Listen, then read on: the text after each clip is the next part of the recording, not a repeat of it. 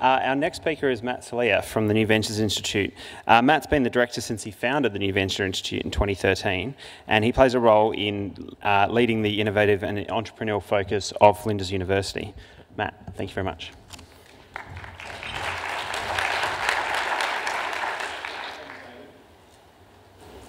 Thanks, David, and always good to follow Gail. It's a wonderful convergence of the things that we're all doing in this state, and this is what we're all here today to talk about. So I'm from Flinders New Venture Institute. We were founded by the university to really establish a front door for industry to engage, but also for us to help create experiential educational opportunities for students and new ventures, new startups from that wonderful student base, but also the broader community.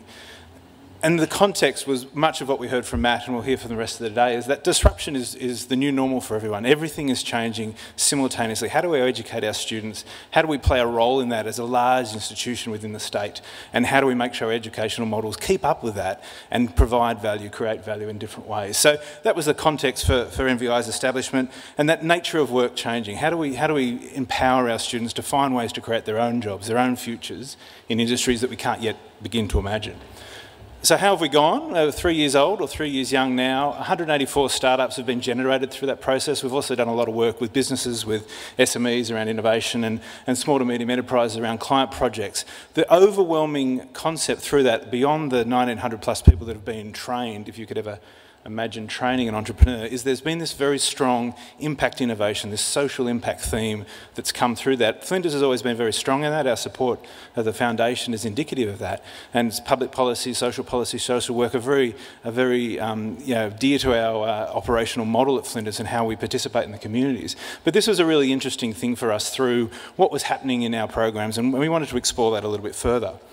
So, of course, to do that, we model what we teach others to do, which is actually to trial and iterate. So our impact innovation approach through our program called Venture Dorm has really been interesting in understanding what's happening in this space and how that's had probably a disproportionate effect on the efforts around social impact and social innovation that's happened through that program. So when we just looked at Venture Dorm, and Venture Dorm's a 12-week accelerator program. It's not dissimilar to many others. It uses Lean Startup and the business model canvas to shape an idea to an MVP. Many of the participants have products and services ready to go. They've got their first customer that's beginning to take revenue by the end of the 12 weeks. We continue to incubate them after that. But what happens within this program was that of that 184 that have come through, 42% of them had a social impact theme, that being a mission-driven but commercially based business model. And really interestingly, and I was talking to David before today's quick talk, this forced me to look at it a bit closer. They have an attrition rate of half that of the rest of the startups that have come through. So there's something really interesting happening there. And I think probably Alison over the next 3 weeks will explore what some of that means. And I was talking to one of our colleagues who's here with me today, Bert, around some of the reasons that might be. And I think that last point there really underpins that. They have their people, they know their tribes, they know their why. That mission drives them to strive further in their business. So that attrition rate being half that of the other startups is really curious to us. As we've just heard, the sharing economy has been one of the broad areas of focus there, as has mental health, addiction cessation, disability services, which Matthew mentioned extensively, environmental management around carbon neutrality more recently, educational technologies, and that again is helpful for the university, how that evolves what we're doing, and wellness, and many more that are focused on a mission but driven by a desire to have a commercially viable model around that.